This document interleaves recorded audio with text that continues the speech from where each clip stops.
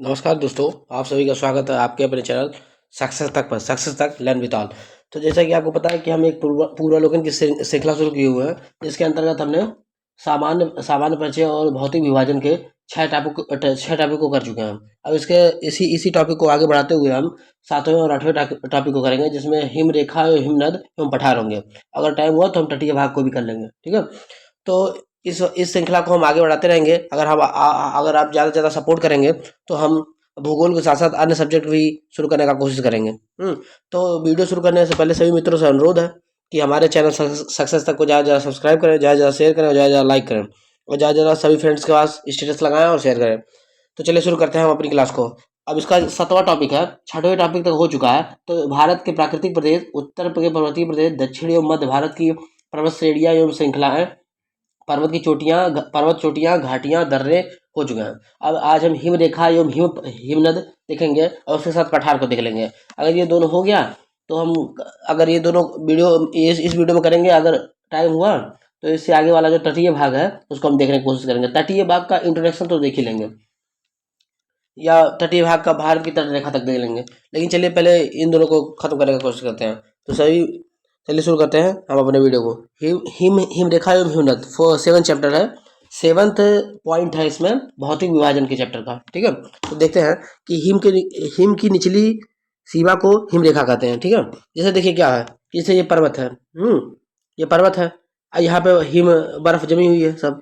अगर यहाँ पे आके खत्म हो जाती है, जैसे यहाँ पे आकर, मतलब इस पॉइंट पे आकर अगर बर्फ का जमना कम हो रहा है, मतलब कि यहाँ पे मतलब बर्फ बनना खत्म हो जा रहा है, तो इसको हिम रेखा कहते हैं। और लगभग हिम रेखा कितने होती है, 6000 मीटर, 6000 मीटर को अप्रॉक्सीमेटली हिम रेखा कहते हैं। अभी देखिए आगे होगा, इसमें हिम रेखा कहते हैं। तो इसमें क्या लिख रहा है कि हिम की निचली सीमा को हिम रेखा कहते हैं। अक्षांशों, उच्चावच और घर्षण की मात्रा, ढाल एवं स्थानीय स्थलाकृति में भिन्नता के कारण हिमालय के अलग अलग हिस्सों में हिम रेखा की स्थिति भिन्न भिन्न होती है, परंतु औसत हिम रेखा ऊंचाई महान हिमालय की उत्तरी भाग में 5500 से 6000 मीटर, 5500 से 6000 मीटर, और महान हिमालय के दक्षिणी भाग में, महान हिमालय में दक्षिणी भाग में 4500 से 6000 मीटर। अब देखिए महान हिमालय के उत्तरी भाग में 5500 से 6000 मीटर और महान हिमालय के दक्षिणी भाग में 4500 से 6000 मीटर के हिम रेखा होती है। मतलब अगर आप इतनी ऊंचाई पे जाएंगे तो वहां से हिमाच्छादन या हिम का जमना शुरू हो जाता है।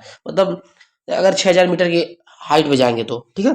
तो औसत इनकी दक्षिण में, अब इसको याद रखना है आपको कि औसत ऊंचाई महान हिमालय के उत्तरी भाग में कितनी है, तो 5500 से 6000, और महान हिमालय के दक्षिण भाग में कितनी है, 4500 से 6000, ठीक है।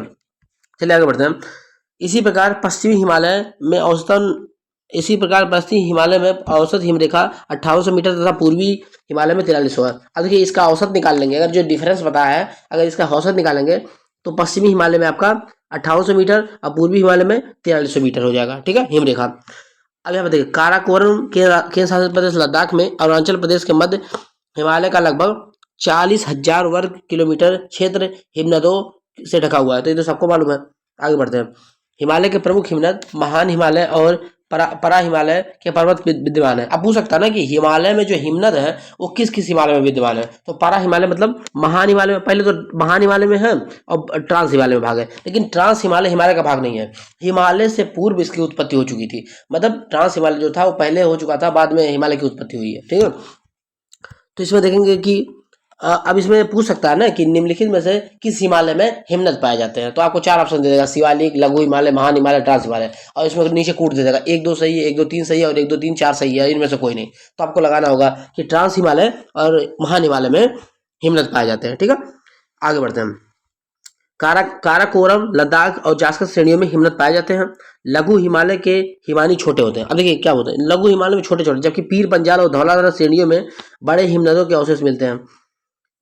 लघु हिमालय में देखिए क्या है, देखिए लघु हिमालय में हिमानी छोटे होते हैं, लेकिन पीर पंजाल धौलाधर की बड़े बड़े हिमनदों का अवशेष मिलते हैं। अब देखिए पीर पंजाल, धौलाधर, नागटिब्बा और महाभारत श्रेणियां लघु हिमालय के भाग हैं। तो यही बोल रहा है ये कि लघु हिमालय में हिमानी छोटी छोटी पाई जाती हैं, लेकिन फिर भी पीर पंजाल और धौलाधर की श्रेणियों में बड़े बड़े हिमनद पाए जाते हैं। तो इसको याद करने की जरूरत है। पूछ सकता है, एक स्टेटमेंट दे सकता है, अगर क्वेश्चन में एक स्टेटमेंट दे दे कि पीर पंजाल और धौलाधर की श्रेणियों में हिमनदों की आकार छोटे छोटे होते हैं, और उसके बाद पूछ सकता है कि कि लघु हिमालय में हिमनदों के आकार छोटे होते हैं, तो पूछ सकता है ना। तो अब इसमें बताना होगा कि एक सही है कि दो सही है। तो आपको पता है कि पीर पंजाल और धौलाधर में थोड़े बड़े बड़े पाए जाते हैं, बड़े बड़े हिमनद पाए जाते हैं। बाकी का अगर पूरा ओवरऑल आप लघु हिमालय का देखेंगे तो वहाँ पे छोटे छोटे पाएंगे। ठीक है, चलिए आगे बढ़ते हैं।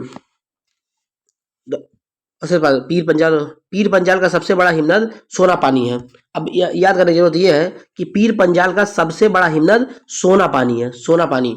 हाँ, और लाहौल और स्पीति प्रदेश के चंद्रा घाटी में स्थित है। अब कहाँ पे स्थित है? लाहौल स्पीति के चंद्रा घाटी में। और लाहौल स्पीति कहाँ पे? हिमाचल प्रदेश में, एचपी में, हिमाचल प्रदेश में स्थित है। ठीक है, आगे बढ़ते हैं।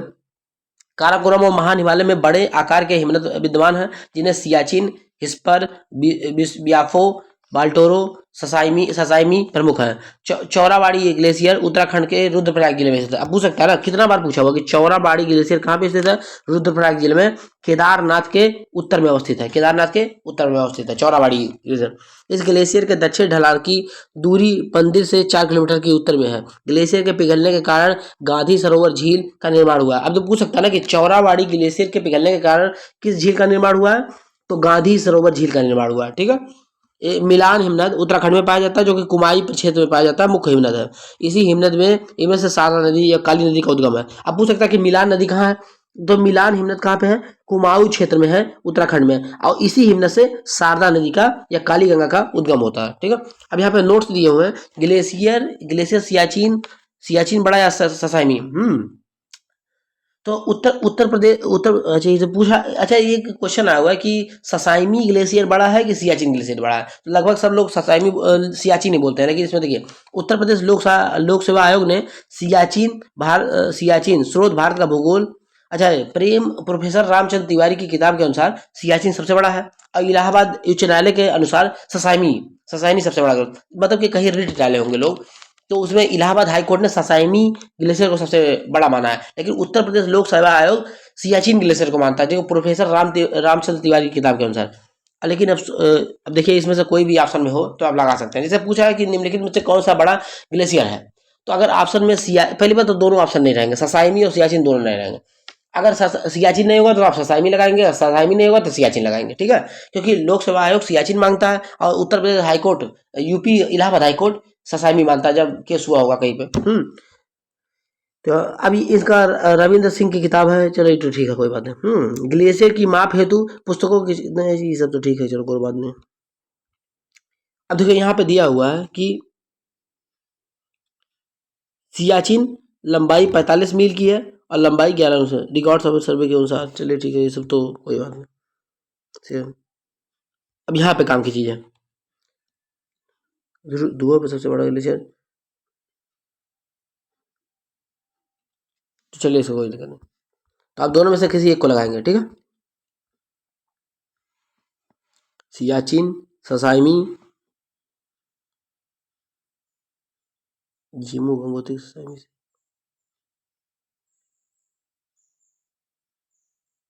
अब देखो सर्वेक्षण आधारित पुस्तकों में सियाचिन ग्लेशियर सबसे बड़ा है। ठीक है, तो आप खाली सियाचिन को ही मानेंगे। सबसे बड़ा ग्लेशियर अगर पूछा जाएगा तो ऑलवेज आप सियाचिन लगाएंगे। अब हाई कोर्ट क्या कहे उससे मतलब नहीं है। ससाइमी को कोई भी उल्लेखनीय स्थान नहीं है, अतः अभी भी ससाइमी का सियाचिन से बड़ा ग्लेशियर होने का दावा वाद योग्य है। मतलब कि अगर हाई कोर्ट ने डिसीजन जरूर दे दिया है, लेकिन अगर उस पर रिव्यू पिटिशन भी लगाया जा सकता है, क्योंकि जो सबूत है, जो यहाँ पे वर्ल्ड सर्वे कराया गया, वर्ल्ड ज्योग्राफी सर्वे है, प्रोफेसर की किताब है जिसमें ससाइमी को बड़ा ग्लेशियर है, उससे बड़ा ग्लेशियर तो गंगोत्री को माना गया। जेमू और गंगोत्री ग्लेशियर ससाइमी से बड़े ग्लेशियर है।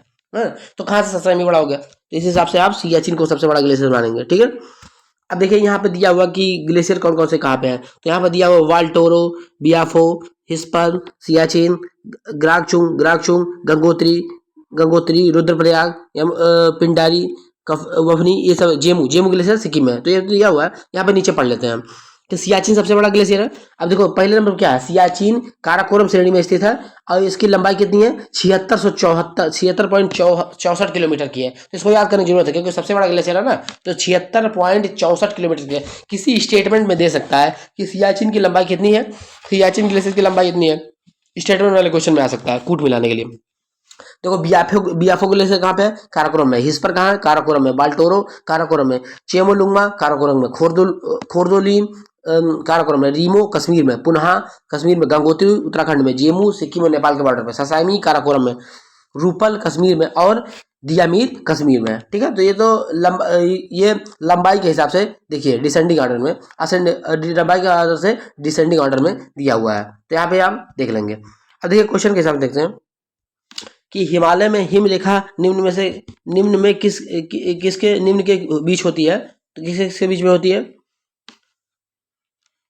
तो यहाँ पे लगा हिमालय में किसके बीच में होती है, तो ऑप्शन नंबर ए, हिमालय में हिमरेखा 4300 से 6000 मीटर के बीच में होती है। ठीक है, तो हिमरेखा औसत ऊंचाई महान हिमालय के उत्तरी भाग में 5500 से 6000 है और महान हिमालय के दक्षिणी भाग में 4500 से 6000 पाई जाती है। इसी प्रकार पश्चिम भाग की औसत हिमरेखा 5800 मीटर तथा पूर्वी भाग हिमालय 4300 मीटर है। ठीक है, तो यही दिया रहा है कि 4000 से 5800 मीटर के बीच में है, तो यहाँ पे दिया है ना कि 4300 से 6000 मीटर के बीच में हिमालय का हिमरेखा है। ठीक है, सियाचिन हिमनद कहाँ है, तो सियाचिन कहाँ पे है, अक्साई चीन के पूर्व में, लेह के पूर्व में, गिलगिट के उत्तर में और नुब्रा घाटी के उत्तर में। 2020 आईएएस का क्वेश्चन है।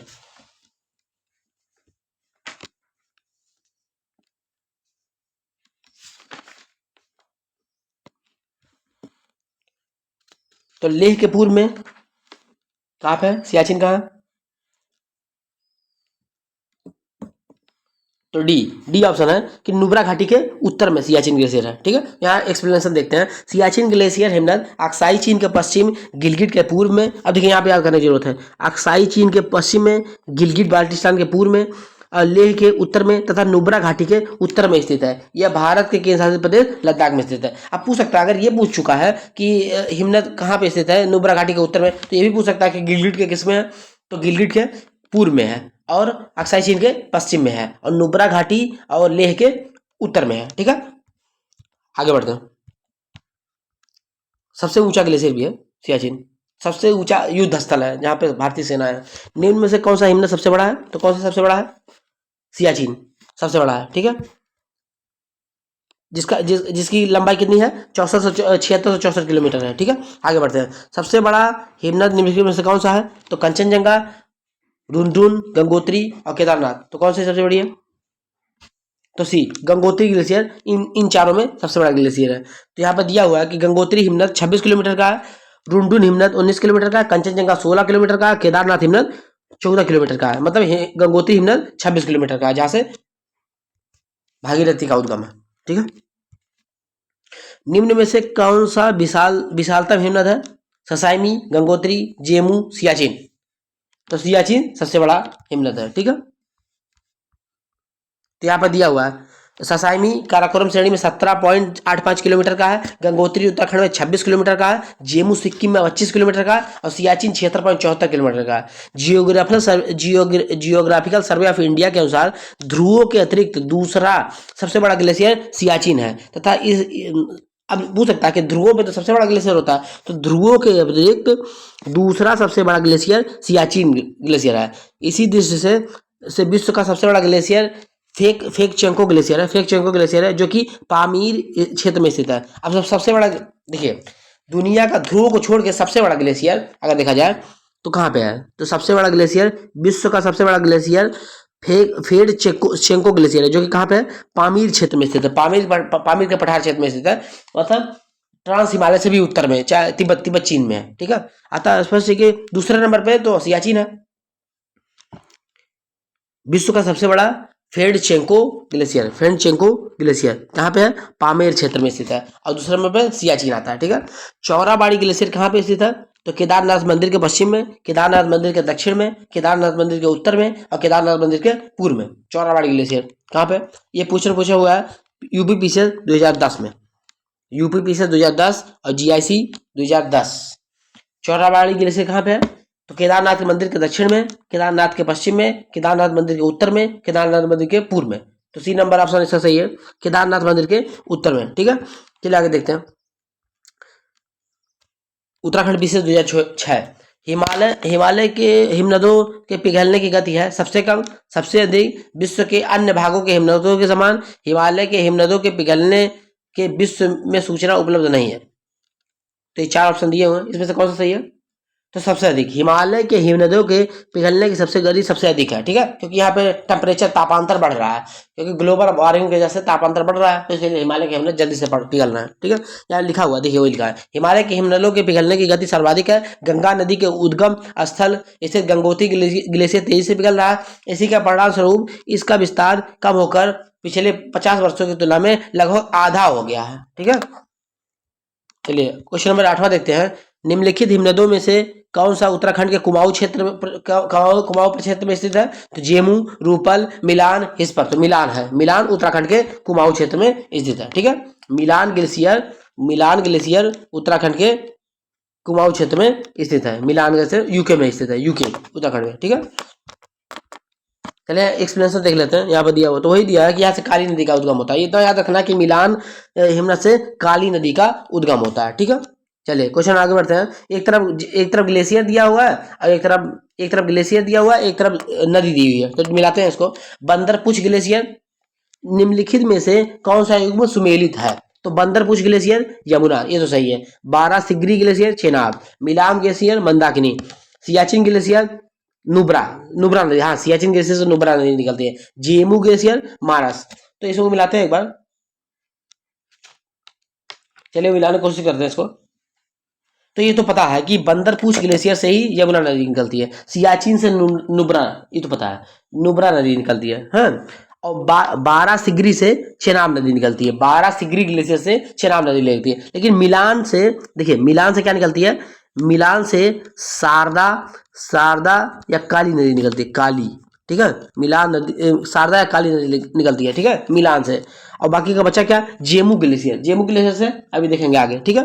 तो ये कौन कौन सा सही है? तो 1 2 4 ऑप्शन में 1 2 4 ऑप्शन सही है, मतलब 1 नंबर। अब नीचे एक्सप्लेनेशन देख लेते हैं।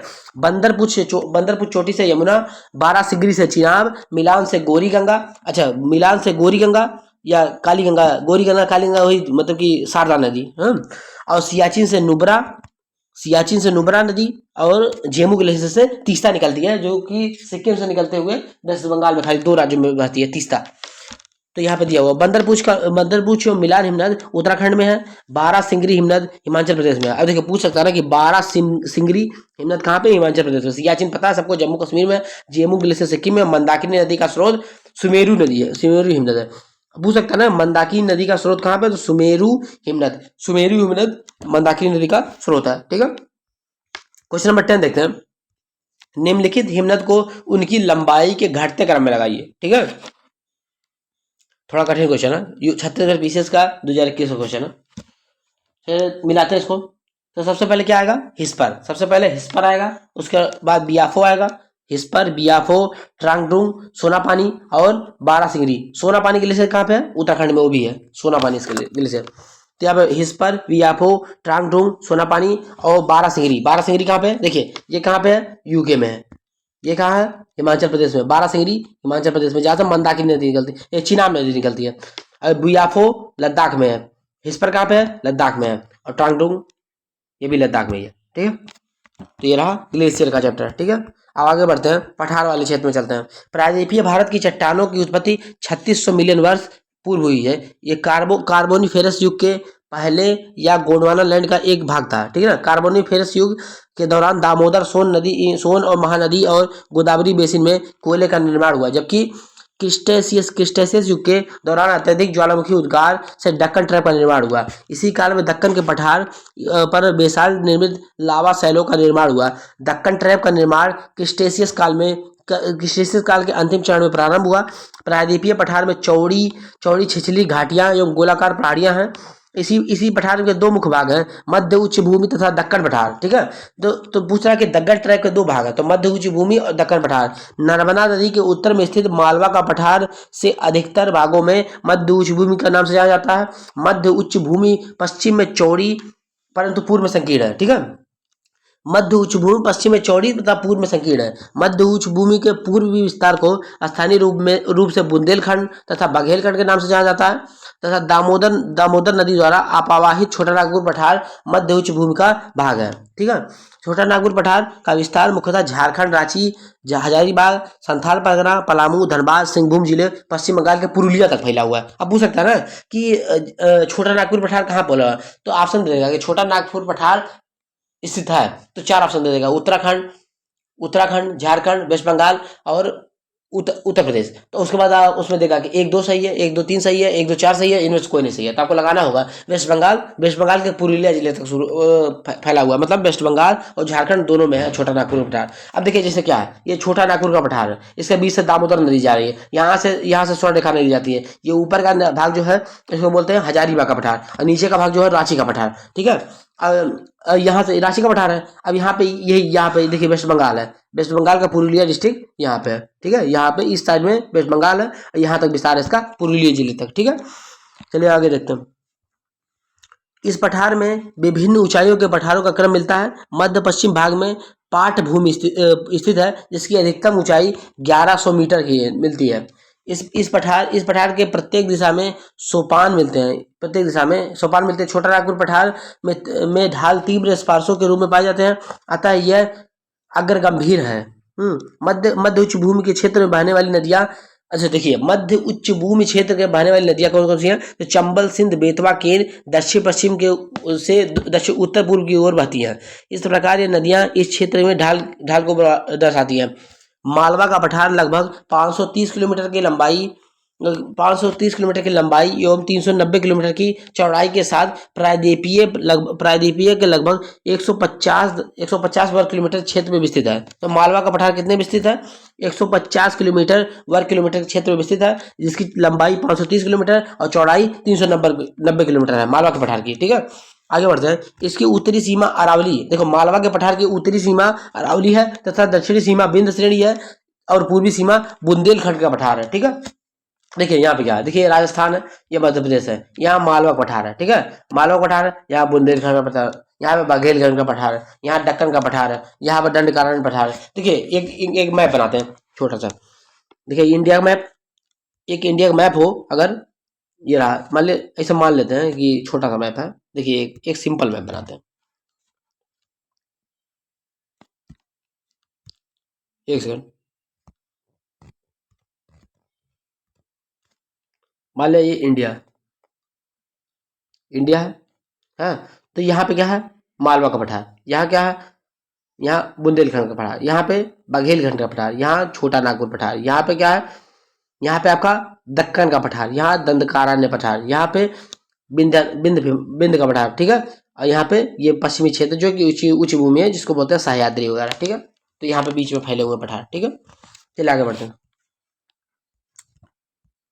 अब देखिए यहाँ पे पठार की स्थिति दी हुई है, यहाँ पे मैप है, मैप में देखो दिया हुआ मालवा का पठार कहाँ, छोटा नागपुर पठार कहाँ पे, कर्नाटक का पठार कहाँ, तेलंगाना का पठार कहाँ, महाराष्ट्र का पठार कहाँ। ठीक है, यहाँ पे एक पठार इधर बैठा हुआ है। ठीक है, दक्कन का पठार त्रिभुजाकार भूभाग में है, जो नर्मदा नदी के दक्षिण में स्थित है। इसके उत्तर में चौड़े आधार पर सतपुड़ा की श्रृंखला है, जबकि मध्य महादेव, कैमूर तथा मैकाल श्रृंखला इसकी पूर्वी विस्तार है। ठीक है, दक्कन ट्रैप में काली मृदा पाई जाती है, जिसका निर्माण बेसाल्ट और लावा अक्षय प्रदर्शन से हुआ है। अरावली की पहाड़ियां प्रायद्वीपीय पठार के उत्तरी पश्चिमी किनारे पर स्थित है। ये बहुत अधिक खंडित और अपरदित पहाड़ियां हैं। प्रायद्वीपीय पठार का एक भाग उत्तर पूर्व में पाया जाता है, इसे स्थानीय रूप में मेघालय का पठार कहा जाता है। अब देखिए प्रायद्वीपीय पठार का ही भाग मेघालय का पठार है, और मेघालय के पठार को प्रायद्वीपीय पठार से मालदा गैप अलग करता है। मालदा गैप बीच में आ जाता है वेस्ट बंगाल ना, तो मालदा गैप अलग करता है। ठीक है, तो यहाँ लिखा इसे स्थानीय रूप से मेघालय का पठार या कारगी एंगलोंग का पठार कहा जाता है। कारगी एंगलोंग का पठार कहा जाता है। तो उत्तर कचार पहाड़ी के नाम से भी जाना जाता है। यह भ्रंशन के कारण प्रायद्वीपीय भाग से मालदा गैप के द्वारा पृथक हो गया था। मालदा गैप मेघालय व कारगी एंगलोंग पठार को छोटा नागपुर पठार से अलग करता है। मेघालय पठार 3 महत्वपूर्ण पहाड़ियां गारो, खासी, जयंतिया पाई जाती है। जो खासी की पहाड़ियां, वहाँ पे चेरापूंजी जो सर्वाधिक वर्षा होती है वहां पे स्थित है, और वहीं पे मेघालय की राजधानी शिलांग भी स्थित है। ठीक है, मेघालय पठार के 3 महत्वपूर्ण गारो, खासी, जयंतिया, भुवन पहाड़ियां मिजो हिल्स का भाग है। भुवन पहाड़ियां मिजो हिल्स का, देखो याद करते हैं, भुवन पहाड़ियां मिजो हिल्स का भाग है। दंडकारण्य क्षेत्र मुख्यतः उड़ीसा, छत्तीसगढ़ तथा आंध्र प्रदेश, तेलंगाना एवं महाराष्ट्र में विस्तृत है। ठीक है, चलिए क्वेश्चन की ओर देखते हैं, कितना क्वेश्चन इसमें है। तो इसमें क्वेश्चन संख्या 14 है, 14 क्वेश्चन इसमें है। तो देखते हैं, भारत के दक्कन के पठार का पर बेसाल्ट निर्मित लावा सैलो का निर्माण हुआ है, किस युग में हुआ, क्रिस्टेशियस युग में हुआ। ठीक है, क्रिस्टेशियस युग में हुआ। ठीक है, चलिए आगे बढ़ते हैं। कार्बोनिफेरस युग के दौरान दामोदर, सोन नदी और गोदावरी नदी के बेसिन में कोयले का निर्माण हुआ, जबकि क्रिस्टेशियस युग के दौरान अत्यधिक ज्वालामुखी उद्गार से दक्कन ट्रैप का निर्माण हुआ। इसी काल में दक्कन का पठार बेसाल्ट निर्मित लावा सैलो का निर्माण हुआ। दक्कन ट्रैप का निर्माण क्रिस्टेशियस काल में अंतिम चरण में हुआ। मेघालय का पठार भाग है, अब देखिए मेघालय का पठार भाग किसका भाग है, प्रायद्वीपीय खंड का, प्रायद्वीपीय खंड का। ठीक है, मेघालय का पठार प्रायद्वीपीय पठार का विस्तार है, यह भ्रंशन के कारण प्रायद्वीपीय भाग से मालदा गैप के माध्यम से अलग हुआ। तो पूछ सकता है ना किस गैप से अलग हुआ, मालदा गैप से अलग हो गया। ठीक है, चलिए, भारत के अतिरिक्त प्रायद्वीपीय पर्वत निर्मित हुए हैं।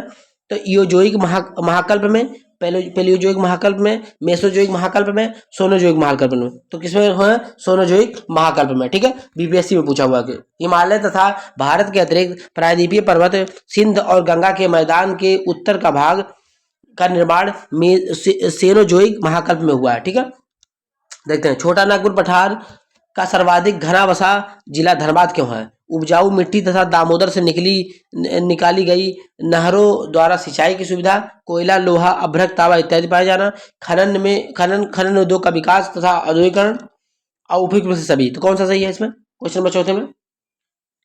तो सही है, खनन उद्योग का विकास और औद्योगिकरण के कारण छोटा नागपुर पठार का सर्वाधिक घना जिला धनबाद है। ठीक है, धनबाद कोयला खनन और औद्योगिक संस्थान के लिए जाना जाता है। धनबाद में लाल मिट्टी व्यापक क्षेत्र में पाई जाती है, जो कृषि के लिए उपयोगी नहीं है। कोयला, लोहा, अभ्रक, तांबा इत्यादि पाए जाना जनसंख्या के संकेंद्रण का कारण नहीं हो सकता। ठीक है, जब मिट्टी ही नहीं बढ़िया तो वहां पर खेती नहीं होगी, तो जनसंख्या का संकेंद्रण नहीं है। ठीक है, खनन उद्योग और विकास के कारण, खनन उद्योग का विकास और औद्योगिकरण के कारण धनबाद फेमस है। ठीक है, छोटा नागपुर पठार है, एक अग्र गंभीर, एक गर्द है, एक पदस्थली है, एक संप्राय है। तो क्या है, एक अग्र गंभीर है। ठीक है, छोटा नागपुर पठार में विभिन्न ऊंचाइयों के पठार का क्रम मिलता है।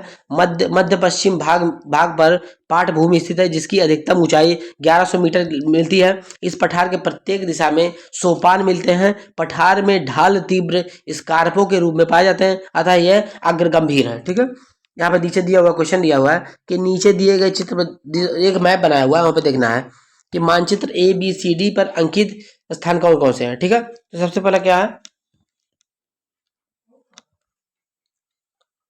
तो क्या क्या दिया है, देखिए A नंबर पे क्या है, रिफ्ट घाटी क्षेत्र, रिफ्ट घाटी क्षेत्र। उसके बाद क्या आता है,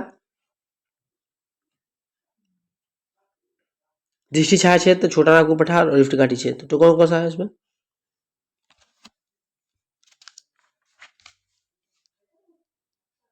तो ऑप्शन नंबर C इसका सही होगा। पहले रिफ्ट घाटी क्षेत्र है, फिर छत्तीसगढ़ का मैदान है, फिर छोटा नागपुर पठार है, छोटा नागपुर पठार छत्तीसगढ़ का मैदान, छोटा नागपुर पठार और वर्षा छाया क्षेत्र। ठीक है, डी ऑप्शन में। ठीक है, यहाँ पे देख सकते हैं दिया हुआ अरावली एवं बिंद श्रृंखलाओं के मध्य कौन सा पठार स्थित है। तो अरावली और बिंद श्रृंखलाओं के बीच मालवा का पठार स्थित है, जो 540 किलोमीटर की लंबाई पे है। अरावली और बिंद श्रृंखलाओं के मध्य में मालवा का पठार स्थित है। इसकी मालवा का पठार स्थित, इसकी उत्तरी सीमा अरावली तथा दक्षिणी सीमा बिंद और पूर्वी सीमा बुंदेलखंड के पठार से निर्धारित करती है।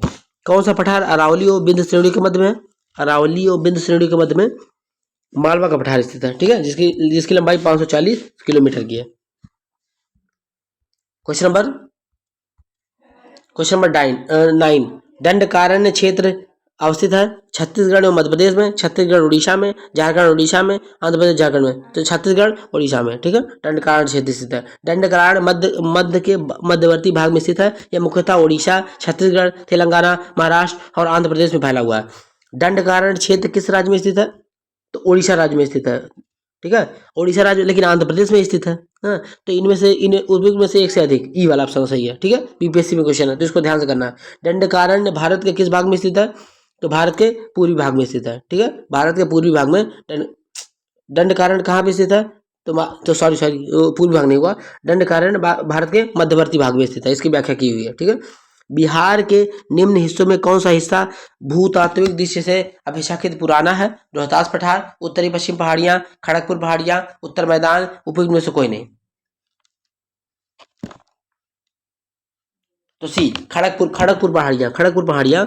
खड़गपुर पहाड़ियां बिहार के निम्न हिस्सों में कौन सा हिस्सा भूतात्विक दृष्टि से अपेक्षाकृत पुराना है? तो खड़गपुर पहाड़ियां। ठीक है, नीचे एक्सप्लेनेशन लिखा हो। खड़गपुर पहाड़ियां धारवाड़ क्रम की है, जबकि रोहतास पठार विंध्य क्रम की तथा उत्तर पश्चिम की पहाड़ियां तृतीय क्रम की तथा उत्तरी गंगा मैदान नवीनतम है। ठीक है, क्वेश्चन नंबर 13 देखते हैं। बीपीएससी 2018 क्वेश्चन है कि निम्न में से कौन सा मेघालय पठार का अंश नहीं है? भुवन पहाड़ियां, गारो पहाड़ियां, खासी पहाड़ियां, जयंतिया पहाड़ियां। तो भुवन पहाड़ियां नहीं है इसका आंसर। ठीक है, भुवन पहाड़ियां मिजो हिल्स का भाग है, जो पूर्वोत्तर हिमालय का अंग है, जबकि गारो, खासी, जयंतिया पहाड़ियां मेघालय का पठार का भाग है। ठीक है, चलिए देखते हैं अंतिम क्वेश्चन देखते हैं। क्वेश्चन नंबर 14 देखते हैं। क्वेश्चन नंबर 14 देखते हैं कि अलबामा हिल स्थित है बीजापुर अपलैंड के पश्चिम में, बीजापुर अपलैंड के पूर्व में, बीजापुर अपलैंड के दक्षिण में, बीजापुर अपलैंड के उत्तर में। तो कहाँ पे स्थित है? तो इसको सीधे याद रखेंगे आप, बीजापुर अपलैंड के दक्षिण में स्थित अलबामा हिल्स स्थित है बीजापुर अपलैंड के दक्षिण में। तो ठीक रहा। अब ये रहा आपका 2 चैप्टर। तो मिलते हैं नेक्स्ट वीडियो में, जहाँ पे हम तटीय भाग से शुरू करेंगे। तो सभी मित्रों से अनुरोध है कि ज़्यादा चैनल को हमारे सक्सेस तक को सब्सक्राइब करें, ज़्यादा वीडियो को शेयर करें और लाइक करें, सपोर्ट बना रखें। मिलते हैं नेक्स्ट वीडियो में। धन्यवाद।